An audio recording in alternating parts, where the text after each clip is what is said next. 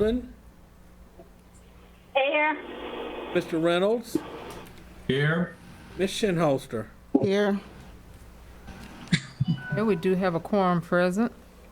At this time, I'm going to give a few announcements from the mayor's notes.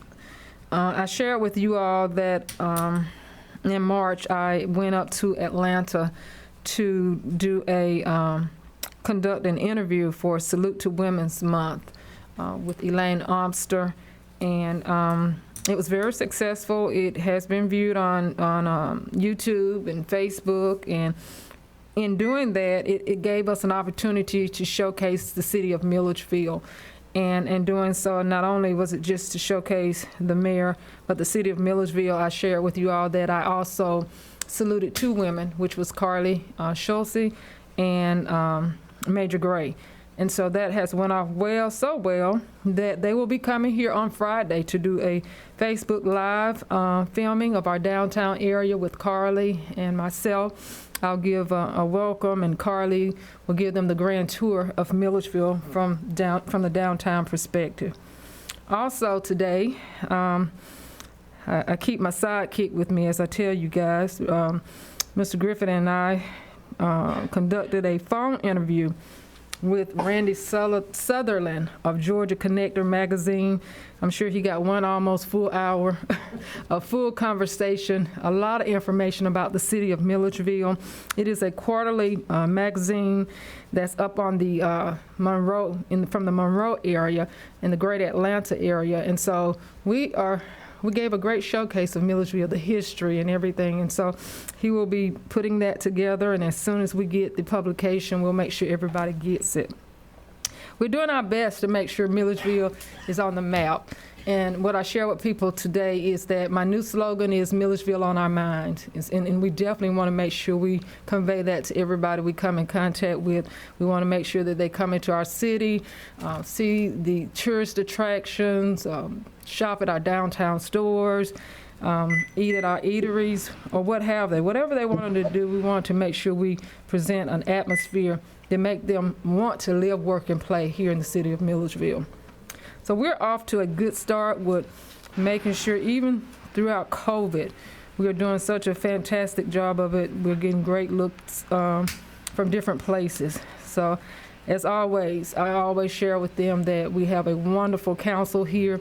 We couldn't do it without each other. We are a team. We work heartily to make sure that the city of Milledgeville is being showcased.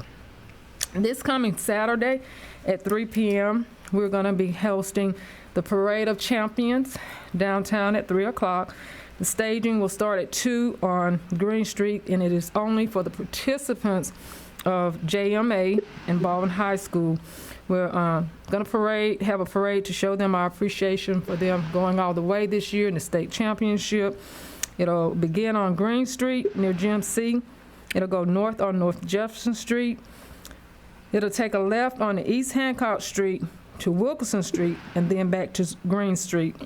Masks are recommended. We will be doing social distancing and encouraging all to remain on the sidewalks during the rolling of the parade. They will not be walking. They will be on floats. And so they will stop right in front of City Hall on Saturday to receive their proclamations. If I am not back from a previous engagement, Ms. Shinholster will be presenting it. And all of you all that feel comfortable enough to come out and show the guys that we really appreciate them on both ends of the spectrum. When I spoke with Miss, help me with this is the master at GMC, what's her name? Miss Jones. Miss Jones, I shared with her that we are very inclusive here in the city of Milledgeville, and we want to reach out to everybody across the lines. And so she was really, it was a pleasure in speaking with her. Haven't met her personally, but I like her spirit. I think that's all I have tonight, Mr. Griffin, as far as announcements from the mayor's desk at this time. So I'm going to turn it over to you. Okay. Thank you, Mayor. As all of you know, one of the things we've been doing with having an additional work session each month and what we would do. I'm having a hard time hearing you. Okay. All right, let's see. Can you hear me now? Can you hear me now? Can you hear me now, Dr. Lee? I'm coming through the mic. Say something again. Because I'm coming through here. Dr. Jackson, can you hear me? It's blurred. No, it can't be the mic because I'm coming through the house speaker fine on the mic. I can't log off because if I log off, I'm gonna lose all of you all. So let me do this right here. Let's try this.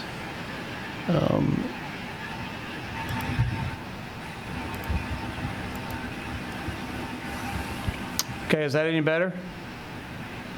That's a little better. Okay, all right.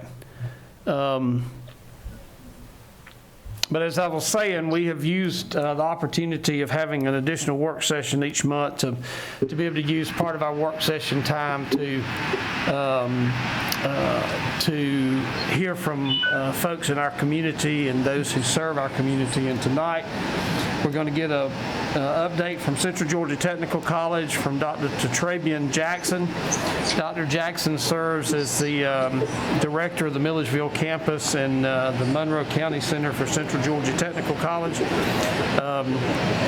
Dr. Jackson came to Central Georgia Tech right as I was about to leave, so I didn't have the opportunity to work with her very much, and I hate that, but I did have the opportunity to work with her husband, who is the vice president of student services there, and enjoyed my time working with him. So Dr. Jackson, I'm going to turn things over to you, and hopefully you can share your screen, and we look forward to hearing from you. Thank you. We've got some background noise somewhere, and I don't think it's coming from our side. Well, when Dr. Jackson shared her screen, that seemed to take care of that. So That's much better. Much better. Dr. Jackson, we may just have to leave your presentation on the screen for the rest of the meeting tonight. And you're muted now, so unmute yourself where we can hear you.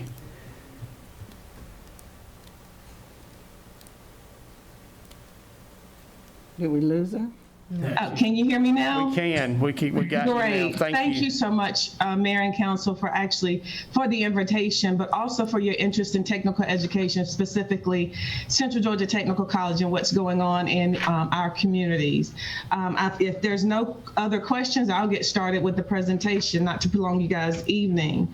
To tell you a little bit about myself, as Mr. Griffith was saying, I am a born and raised in Monroe County, so I graduated from Mayor Persons High School, and I never left the area. So in 2013, I became the director for the Monroe County Center, and I've been the director for not only Monroe County but Crawford, now here in Milledgeville, and I think I've had Jones and oversee a little bit that happens in Twiggs. But thank you again. You guys are doing great things, and you guys are putting Milledgeville on the map. So having said that, Central Georgia Technical College, we have 3 campuses, Warner Robins being the main campus, Macon, Milledgeville, and then we have centers in Crawford, Dooley, Jones, Monroe, Peach, Pulaski, Putnam, and Twiggs. I want to share with you our mission statement. There's 3 things that we do, and we do them well. We take pride in that, and that's we have credit instruction, adult education, customized business, and industry training. And we try to do that, deliver that to our students and community through traditional classroom instruction as well as distance education, all in an effort to promote community and workforce development. A lot of things that we decide to do, we go back to our mission to make sure that we are actually fulfilling that, because we feel like we're fulfilling the communities we serve if we do that. A few notable facts that I want to bring to your attention is those cities and counties that I mentioned earlier. It totals, we serve 11 counties with a population of approximately 500,000 Georgians. And those counties include Bibb, Baldwin, Crawford, Dooley, Houston, Jones, Monroe, Peach, Pulaski, Putnam, and Twiggs. We maintain about 1.3, almost 1.4 million square feet of owned and leased facilities, and we teach at more than 50 locations. The college has 1,050 employees, full and part-time, where we run a payroll of about 40 million. According to EMSI analysis, we have about a 3.8 349.6 million local economic impact, which equates to about a little under 6,200 jobs. So that's reflective of about 1.7% of our total gross for the Central Georgia Technical College service area. This next slide just shows you about the fall 2020 credit enrollment for the college. Houston is our largest college. On the left, that little chart shows the top 15 enrollment colleges. Houston is our largest, then Bibb, Jones, and Baldwin's slightly behind. And some of those numbers, Houston's number didn't fall as much, but most of the other numbers all fell a little bit because of COVID and just people having to go to online and then or opting to stay home with their families. But of that fall 2020 enrollment that I'm sharing with you, we all know that there's 159 counties in Georgia, and of that, 100 counties is where we got our credit students from. And so that's really, really good to say that we're centrally in the Central Georgia area, but we actually have students from 100 counties in Georgia. And we also have students from 21 other states. Our enrollment demographics relate to 64% female and 36% male, and a lot of that's equated to it's health science is a large industry, and early childhood, we have a lot of that, and so a lot of those are female-oriented industries. But it's changing. It's not the stereotypical thing anymore, because we have a lot of crossover. Like in Putnam, we had a cohort of 3 ladies that were taking welding and or truck driving. So those things are changing. Our ethnicity rate is there, 47% African American, 43% Caucasian, and then the last 10% is split between Hispanic and other. One thing that I do want to bring to your attention is that of our credit enrollment, 41% of our students are first generation college students. So we do want to make sure that we do right by them, because this could be the start of something new in that family. This is our 5-year credit enrollment trend analysis. In alphabetical order, you can see how Baldwin has increased over the years, and between 2019 and 2020, that has a dip in there, and that is due to COVID. Some people, just like I said, opted to stay home, and I think enrollment hit not only just the Central Georgia Technical College, but all college and education. And if you'll notice right here, let me see if I can show you. Right here, because I just said that they all increased. This is something different. There was a pilot program in Houston where the high school students opted to take economics, the college level economics on their high school campus, rather than taking their regular high school college economics. So they'll have credit for that. So that's where that jump is, because that was about a 500 student pilot program that we did there. This slide I want to share with you, it's just a snapshot to share with you that most students need some sort of fashion of financial assistance when they're taking college courses.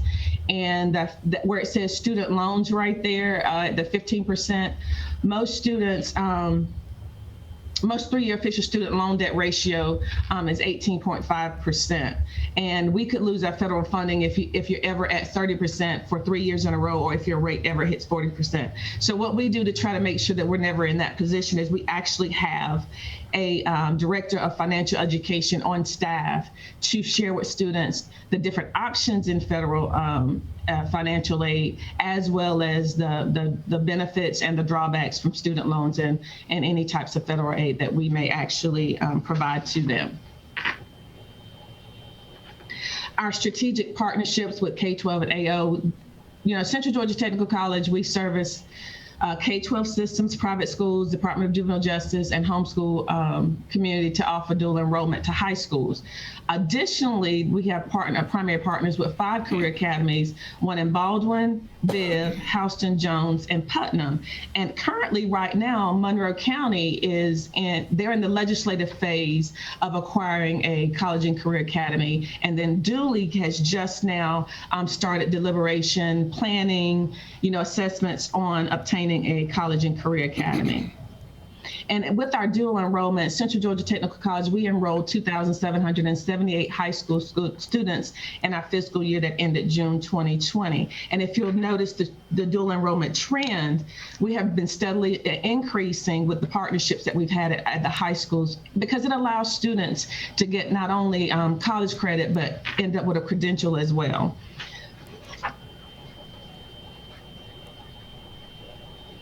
Dual enrollment trend by county, Baldwin has steadily been growing for the past 5 years.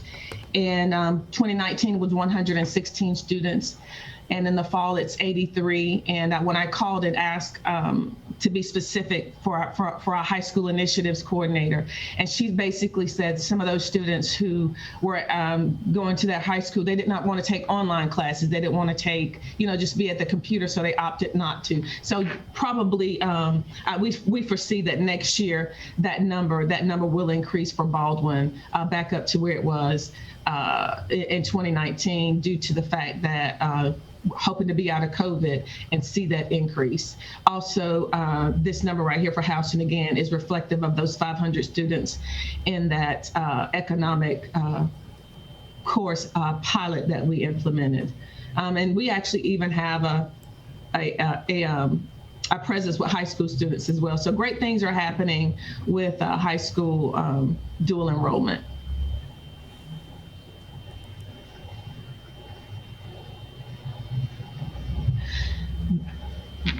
I wanted to share this with you in terms of the dual enrollments by the top 20 in the state, just to show you where we are. If you see, the first one that's familiar to our area is Jones County. Jones County has 284 current dual enrollment students. We drop down Houston, Veterans, and Northside. They come in next for our service area. And they're typically high on that because their high schools are very close to our main campus in Warner Robins. And then you have Perry there. So we've got to do some work and get Baldwin on this list to be in the top 20. This is the high school dual enrollment by our service area. Here again, this is ranked and highest to lowest, and Jones being 284, Houston High School, Veterans, Northside, Perry, and then Baldwin comes in slightly above, being in the middle at 80. And there's some opportunity for growth there. We're excited about it. We work with the high school and the Career Academy to make sure that we're offering you guys everything that you need to make sure that we're providing services to your students. This is the ranking for statewide Career Academy enrollment, Central Georgia Technical College. There's 22 technical colleges in the technical college system of Georgia, and we rank number 1 in Career Academy enrollment. The Georgia Piedmont Technical College, they have 367 enrollments, but that's 13.9%. But we lead in the number of Career Academy enrollment, and that's really, really great. And that's saying a lot about our communities that we serve. The Hope Career Grant is state funded, and these particular programs, areas that are listed here are the high demand, high diploma or certificate programs that students and the industries are asking for. And so there's a Hope Career Grant out there that covers 100% of the tuition. So most students can go and take these programs and pay little or nothing out of pocket because it is designed to take care of 100% of tuition. And so there's a lot of programs out there where sometimes students may not know what they want to do or need to just get a foot in. These are the areas where they can go because it costs this Hope Career Grant initiative covers 100% of their tuition. Central Georgia Technical College leads in the number of Hope Career Grant recipients. This was reported as of the academic year 2020, and we have 4,147 students that have taken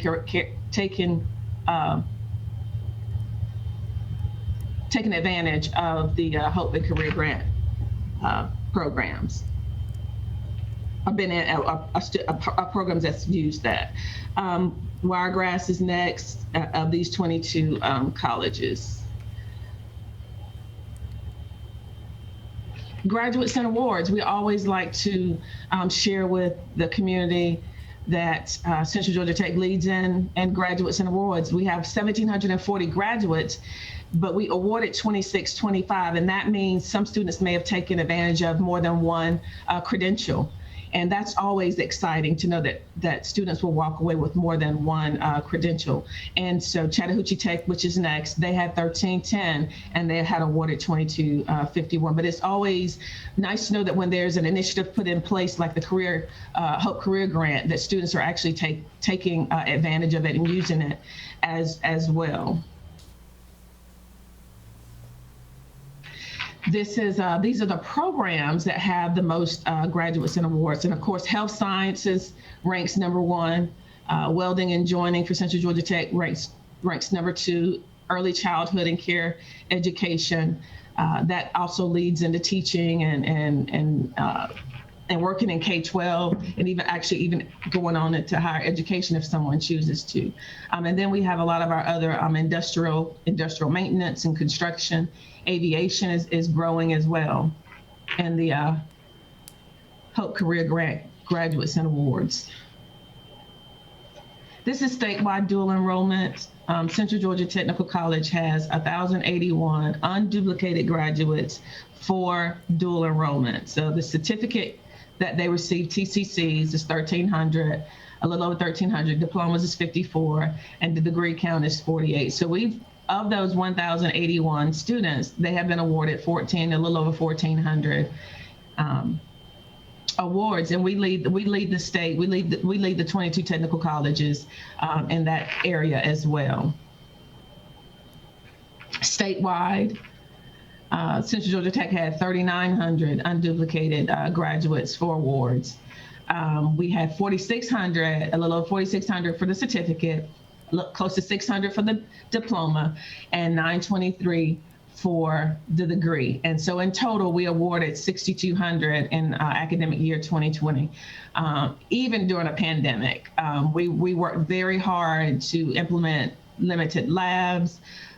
We shifted to virtual learning, distance learning. We did a lot of things and put a lot of logistics and processes and procedures in place to make sure that we were still servicing the students and not just leaving them without maintaining or gaining or acquiring their credentials. So I wanted to share those numbers with you as well. And I think we have, and I shouldn't say I think, I know we've led the state and the technical college system and graduates and awards for the past 3-4 years. We have done that as well. Adult education, remember I told you we had three areas that we serve. Adult education, we serve about 2,096 students in GED prep. 464 of those in this past FY 2020 earned a degree. 765 had measurable skills gains, and I always like to see that number because everybody doesn't graduate at the same time, but at least we're moving that needle. We're moving them forward, moving them in the right direction to get a credential. The largest classification of adult education students is what we call ABE2, which means when we get students, most of them are reading on grade level between grade level 2 and 3. And so we do everything that we possibly can to get them to level completions, to at least get their reading skills, math skills up so that they can be gainfully employed. Adult Education Division offers accelerated opportunities, and what that means is there's some students that can, if they have the ability and the capability and they're interested in, they can actually acquire a credential while acquiring their high school diploma, their GED. And then we also offer the Career Plus, which is a high school equivalency. And then we have certified short-term certification training and through integrated education and training. And what that means is we actually try to make sure that not only we're focusing on their general education diploma, but that we're also trying to make sure that they have gainful skills to use once they are complete. Economic development, which is the third leg of the stool that I mentioned earlier, we do a lot with workforce training, and our economic development unit continues to lead the state in the number of contact training hours. We deliver training hours to more than 245 business and industry partners, and some of our partners include Robins Air Force Base, the Defense Acquisition University, we call that DAU, the U.S. Army, Kumho Tires, Bluebird, YKK, Macon Water Authority, Graphic Packing, Irving, just to name a few. Defects, Houston Healthcare. The Economic Development Unit continues to partner with Quick Start to maintain Georgia's standing as a state in which is the best in the country in which to do business. And we actually hold a manufacturing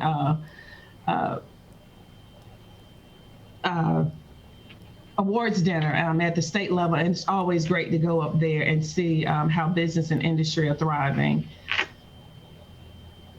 Strategic partnerships. Now, this is one slide that we all are so proud of, and I know some people think about educating prisoners, but you know, in order to maintain a robust economy when prisoners are released or when inmates are released, it's always good to make sure that you can partner with them to provide them with credentials and the tools they need to be successful individuals contributing to the community and the economy. We have 916 credit students at 9 different Department of Corrections sites throughout the state. We have 585 credit programs, credit graduates, and 7,851 non-credit certificates. Over to the right, you can see some of the programs that are offered. One of the reasons why it's so important to understand recidivism, which is when an inmate gets out, the opportunity or the likelihood of them returning is about 30% that they'll return back to prison in 3 years. And so if you can give them a credential to become a contributing citizen to not only their families, the community, but even actually to the economy, then it reduces that rate to 15% that they'll return. And we all know the costs, it's getting to be astronomical to house inmates in the prison systems, and it's millions in savings when we can keep people from going back. And so we try to make sure that we provide those services in the inmate population as well. Now we were struggling when COVID hit, because we all know that the prison system was one of the main places where the numbers were high and rampant, and so we had to make sure that we took care of our faculty and staff that taught and administered there, as well as be cautious of the inmates. So those numbers had decreased a little bit, but overall, we've done great things in the prison system in terms of getting inmates, graduates out of the actual Department of Corrections sites. Our Vector Center. The mission of the Vector Center is to help transitioning veterans and their families to go back to Georgia's colleges and universities and the workforce. And just to give you a little snippet here of what's been going on, the Vector Center started in August of 2016. And on average, the Vector Center sees about 5,000 clients per year.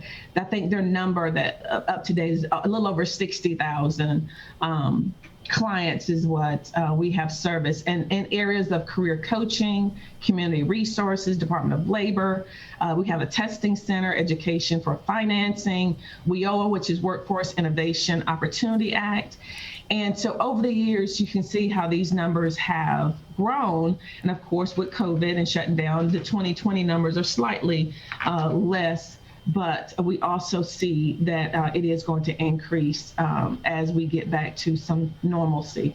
But we have seen great strides with that. I think they are working on actually being able to have dorms now for veteran services. And also, speaking of veteran services, something that I failed to mention before I move on is in Milledgeville, on the Milledgeville campus, we have a new agribusiness. We call it, it's Ag Tech to Success, but it is a sustainable small farm and agriculture technician that's only housed at the Milledgeville campus. And we had our first cohort that started January, which is spring of 2021. And we had 8 in that. 7 were veterans and 1 was a non-veteran. And so our second cohort is due to start in the summer, but our goal is to make sure that we connect veterans, and it's geared toward veterans, but it's open to veterans and non-veterans. But our goal is to give them some credentialing and give them the knowledge to be able to sustain a small farm. And that's in connection with John Jackson out at Comfort Farms. It was a $750,000 USDA NIFA grant that was awarded, and so we're very, very excited about that. It is being advertised statewide, and so we've had interest as far as Colorado about that particular Ag Tech to Success program. So that's good. And here this is our 2020 Gold Student of the Year, and then our 2020 Teacher of the Year. And this particular young man, we tie him back to that slide that I showed you about our prison system, our Department of Corrections prison numbers. He was actually in prison. He was in the wrong place at the wrong time. He got in the car with the guys. He was actually home. From college. I think he was at the naval base. And he got in the car with his friends. They said, let's go to the grocery store. One guy goes in to get everything. He robs the place, gets back in the car and says, drive. Well, Mr. Jackson was driving, not knowing that the guy has robbed the place. And so he spent time in prison.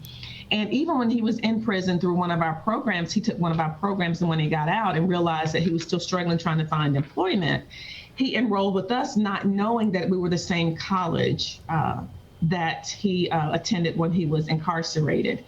And so we are so proud of him. This is just a circle effect of how when you pour into, even in the midst of that, something good can come out, because he did go on to represent Central Georgia Technical College at our state level. He did not win at the state level, but he did go on to represent us for the whole year, represent us at the state level. So any other questions? Oh, and I do want to share with you one other thing. Let me see if I can find it.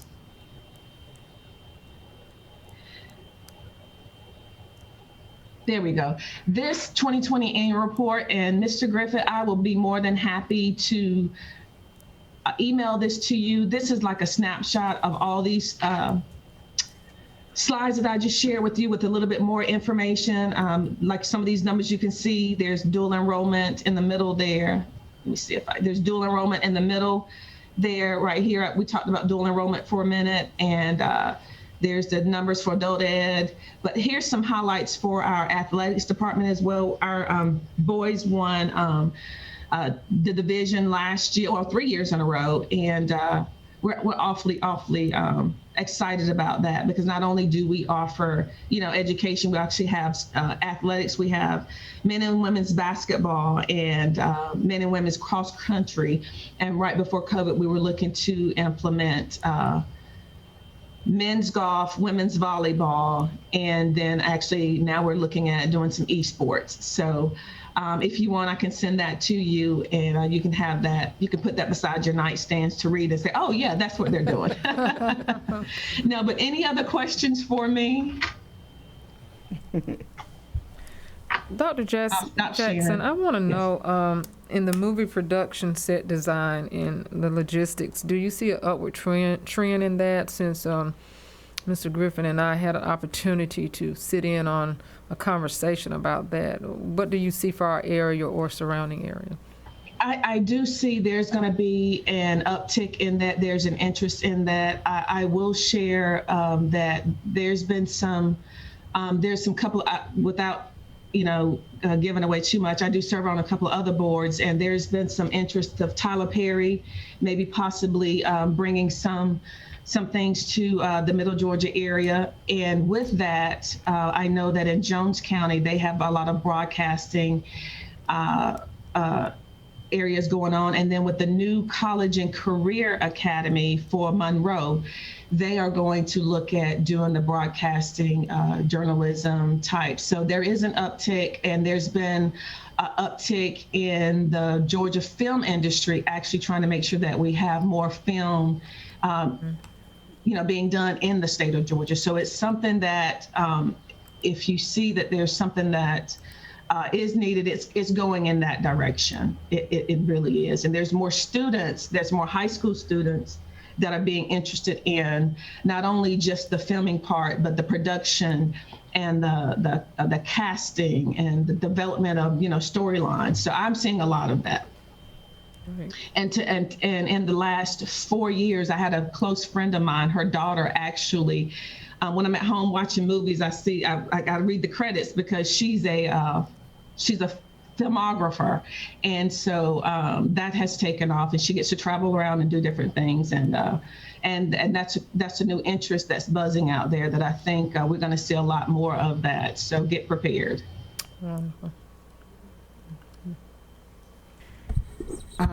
A question for you, Dr. Jackson. Will the technical school look into offering some of those programs? We'll be looking at trying to, a lot with us is finding instructors to teach those different programs. But yes, we are all about trying to make sure that if we see the need, and it's something that we partner with the Career Academy, the high school, or even if we try to find a way to do it on our own, to be able to teach those not only to high school students, but to the community as well. And I was going to share with you something that's going on right now.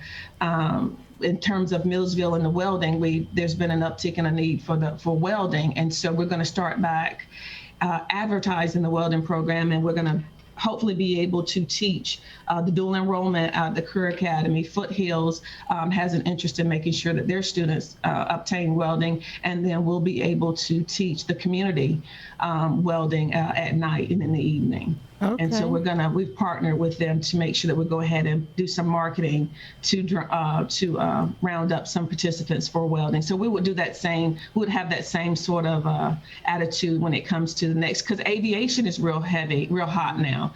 And so we have the new center at what we call Warner Robins North out at Baldwin. And so, yeah, we will be more than happy to partner and find a way to help with that filming industry where we can. Okay.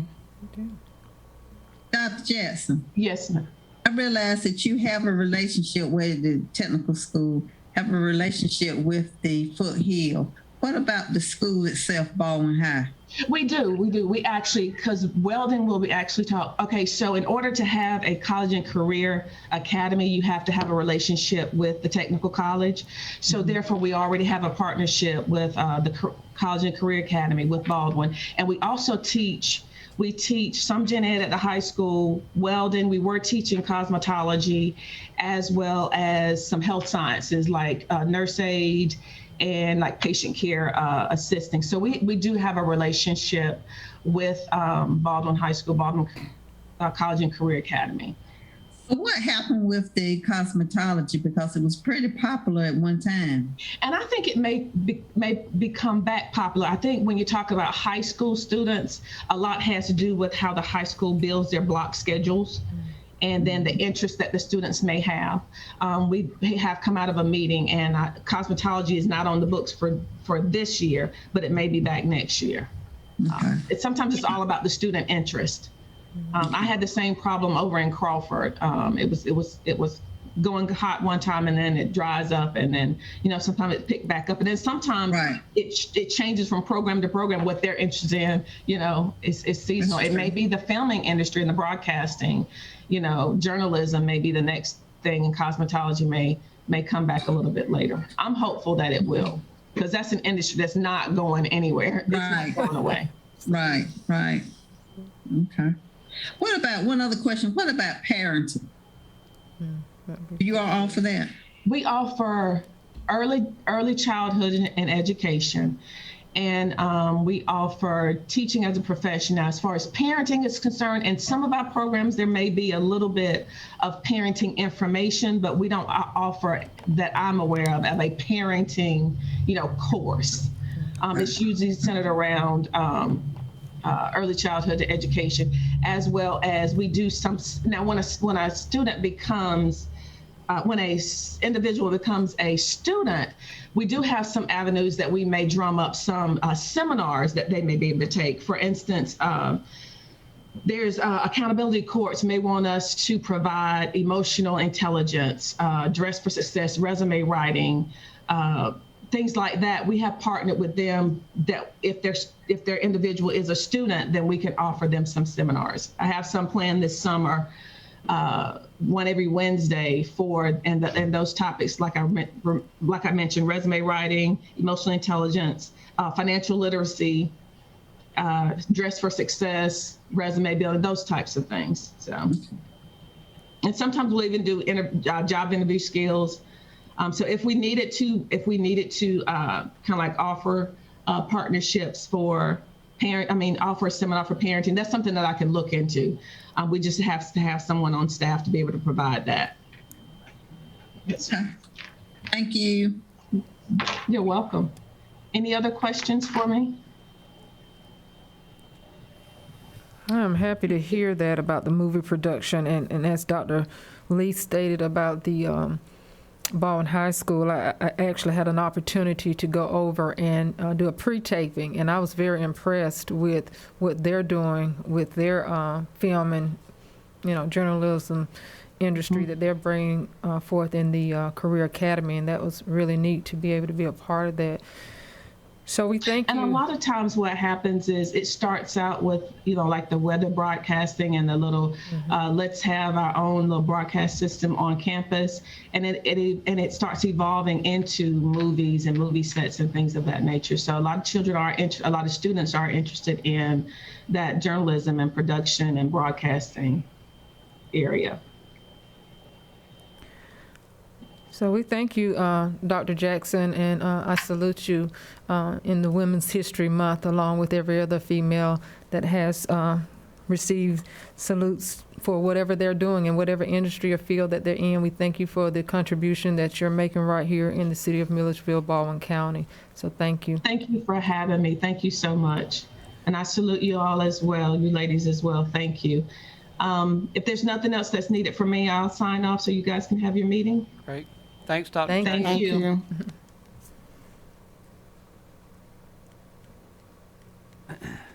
I want to bring you all up to date just on a couple of things that we've got going on that I have kind of kept you abreast of some of the information that was going on and wrapped some things up with in the last couple of weeks. We did have a pension committee meeting last Wednesday on March 17th. Mr. Chambers asked in his absence that I share with y'all that the agenda for that meeting basically was 3 items. We heard an update on the pension plan investments, and even with what the stock market did early on during COVID, our pension plan is solvent. Secondly, we discussed and looked at some analysis of the potential for allowing certain retirees to maintain their city health insurance. And the committee asked for some of that data to be expanded, and we are working on that right now. And based on what is there, the committee may have a recommendation to bring to council sometime in spring or early summer. And then there was a discussion about amending the pension plan to allow eligible retired employees to continue to receive their pension benefit should they become elected officials. Mr. Jordan and Mr. Davis had discussions with Terry Taylor, the pension attorney, about that, and they are continuing to work with Ms. Taylor to prepare the necessary ordinance amending that pension plan to be able to bring that back to you all for approval. Those were the things that were covered at the pension plan. Mr. Davis, do you want to mention anything about any of that? Yes, the only thing I'll add is Mr. Jordan said his conversation with Ms. Taylor, she is drafting the amended order, and that we should potentially have that prior to the next meeting. But as soon as we get that, we'll share that so council can consider it and review it prior to the next meeting, if as soon as we get it. That's about it. Any questions for me or Mr. Davis about that? I have one. Yes, ma'am. Okay, you said this amendment is just for those employees who fit a requirement. It's not for everybody. It's just for. Well, the actually initially my first mention was on the insurance, and the reason I worded it with potential of allowing certain retirees to maintain their city health insurance is because we're looking at that from an age standpoint, somewhere possibly between 62 and 65, so that people may be able to carry their insurance with them and retire at 62 if they meet certain requirements. And we looked at people needing to have 10 years in the employment, 15 years in employment, and then the committee asked us to go back and pull the data for 20 years of employment, who are at least 62, to determine what the exposure would be. So my statement of certain employees, that would be the employees that meet those requirements that ultimately the data determines can be done. And I can tell you the general thought behind the committee's discussion was one of the requirements for that would be that a person would be at least 62 years of age, and that way they would have the city insurance for 3 years before they were eligible for Medicare. And then, as I said, we looked at 10 years of employment, 15 years of employment, and 20 years of employment to determine the exposure. And then we looked at whether employees would pay anywhere from 10 to 50% of the premium for just their insurance. So when I say certain retirees, that's what I meant basically with age or the number of years that we're looking at. So to answer your question, it would not be for everybody that retired from the city.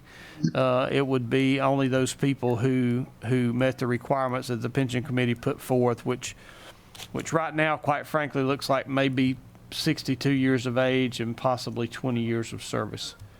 So, Let me ask you something, because this is I'm hearing a lot from individuals, and I get kind of confused. I think I get it confused with the school. So with the city, the employees are not paying into retirement, right? that is correct.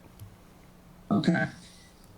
So if a person wants to retire early, this COBRA that I'm hearing about is so expensive until they cannot retire because the money that they have saved is going to COBRA. Is that correct? It could be. The other thing with COBRA too is typically it's only available for 18 months. So if someone has retired, say if someone's retiring at 62 and they have 3 years before they're going to be eligible for Medicare, the COBRA coverage is not going to give them the coverage that they are looking for for the length of time that they're looking at. But basically what COBRA does is allow you to take your insurance with you, but you have to pay 100% of it. That's what I heard. All right, another question. So if a person, okay, so if y'all don't pay into retirement, the years don't make it a difference then, right? The years worked. Years work do make a difference. Obviously, a person has to have at least 10 years to be vested in the system, and they have to have 30 years to have full retirement. Okay, so at 30 years you can, and then you take the route with COBRA, which is only good for 18 months, that means that you have to have other insurance in place. You would have to put other insurance in place by the time that COBRA expired. Yes, ma'am. Okay.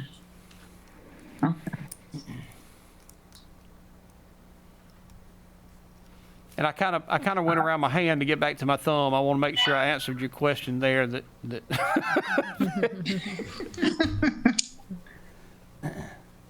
But yeah, obviously, Hank, we basically said in case the Medicare goes up to where you have to be 67 or something like that, we were looking at maybe just saying 3 years that we would do it if they up the retirement age. That's correct. Thank you for reminding me of that, Ms. Walden. So that would be another piece, Dr. Lee, for saying certain retirees. Let's say, for example, they changed the eligible age for Medicare from 65 to 67.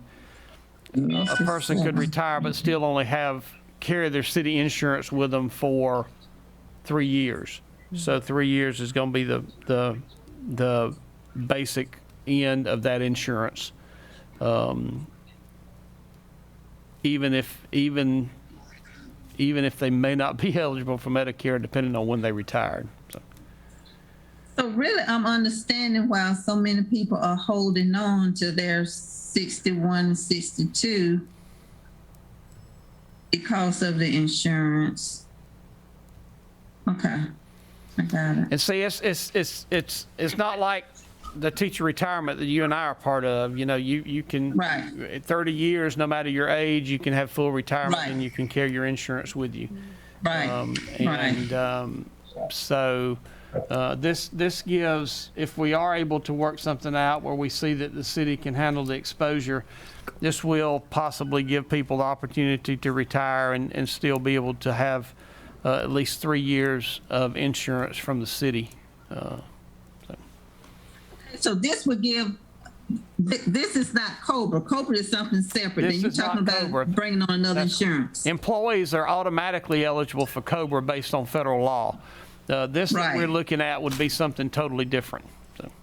Okay. I got you. It's good. Secondly, I'm happy to report that we were finally able to close out Streetscape with the Georgia Department of Transportation. It's been a long time coming, hadn't it, Mr. Davis? Yes, it has.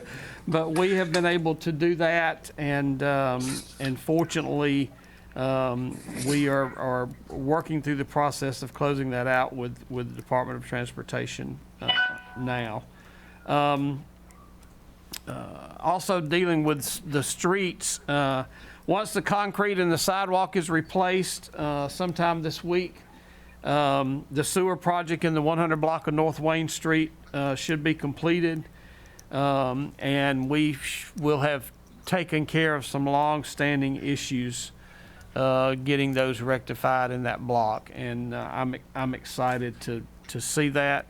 One of the things that came to light with me as we went through that process is that our ordinance on sewer laterals and the specs on sewer laterals that the Water and Sewer Department work off of have some disagreement. So we're going to be looking at that and seeing if we can't get those two documents in better agreement and possibly bring a new ordinance to y'all in order to be able to take care of that. At the April 13th meeting, I'll be asking you to approve a new enforcement response plan for industrial waste and pretreatment.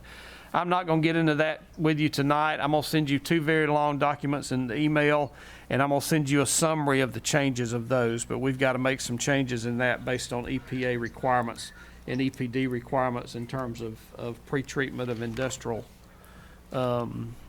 wastewater. There was a question asked at the last meeting about the need for legislative action to increase, if there was any thought and appetite to increase the compensation of the mayor and council. Myself, Mr. Jordan, and Mr. Davis dug into that after that last meeting and did some researching on that, and there is not a need for legislative action for that to happen. What will need to occur for that to happen is obviously mayor and council will need to approve that, but anything that's approved cannot go into effect until at least a portion of the members of council have entered into a new term. So anything that this mayor and council approved would not be able to go into effect until January of 2022. Secondly, any increase would need to be approved by mayor and council before qualifying for the upcoming election occurs. So that means it would need to be approved before August, because you cannot increase compensation during the election season. And any increase planned for a vote would need to be advertised in the legal organ of the county for 3 weeks. So if this is something mayor and council wants to look at, we could very easily do this as part of our budget process and advertise this piece at the same time that we advertise the budget hearings. That will be on us quicker than we know. Mr. Davis, you want to add anything to that? Yeah, the only thing I would add is, with discussions with Mr. Jordan, he simply said the council needs to come up with a consensus of what kind of raise or pay rate that would be, or what that would look like. So whatever the consensus is on that, then we would proceed with advertisement as you just outlined. Okay. And then lastly, the presentation at the April 13th work session will actually be, or will include, a public hearing and presentation conducted by the Regional Commission related to amending the comprehensive plan to add some elements on broadband planning and future broadband deployment in our community. So Susan Lanford from the Regional Commission will be doing the presentation and handling the public hearing that has been advertised. The Regional Commission advertised it, and I will be sending you all some information prior to that time on what the application about being broadband ready is all about. I have mentioned that to you all in the past, and I think there's going to continue to be federal and possibly state money coming down the pipeline to be able to increase our broadband initiatives in our community, and I think this is what we need to do in order to make sure that we're putting ourselves in a position to try to take advantage of some of that funding in order for that to happen. So with that, I'll take any questions that anybody has, Mayor. So. And that includes my report. All right, since we're right at the 6:30 hour, if you have any questions or concerns, please send Mr. Griffith an email or give him a call in reference to the noted